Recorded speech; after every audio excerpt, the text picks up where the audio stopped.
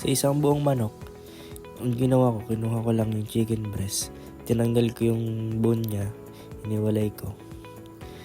Pagkatapos nun, nung nakuha ko na yung chicken breast, hiniwa ko to sa maliliit na slice.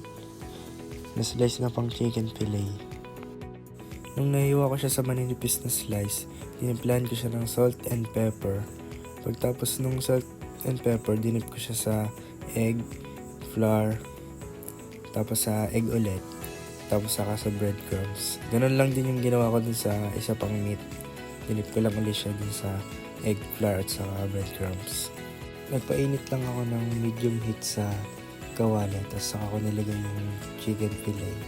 Dapat mahina lang yung apoy para hindi siya masyadong masunog. Nilagay ko lang ulit yung isa. Tapos pag ganito na ang kulay niya, na nag-golden brown na siya, pwede mo na siyang hanguin. Para naman sa bechamel sauce, ito yung ginamit kong ingredients: butter, flour, saka fresh milk.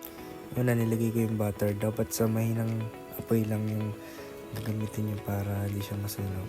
Tapos pag gano'n na yung lalagay ko na yung flour. Pakunti-kunti lang muna. Pagtapos nun, kung gano'n na siya, nilagay ko naman yung fresh milk.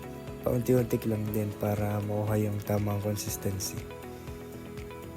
Yan, hinaluhalo ko lang siya hanggang sa makuha ko yung tamang timpla niya. Tapos pagka gano'n na siya kalapot, pwede na yan. Gano'n na yung tamang consistency niya. Okay na to.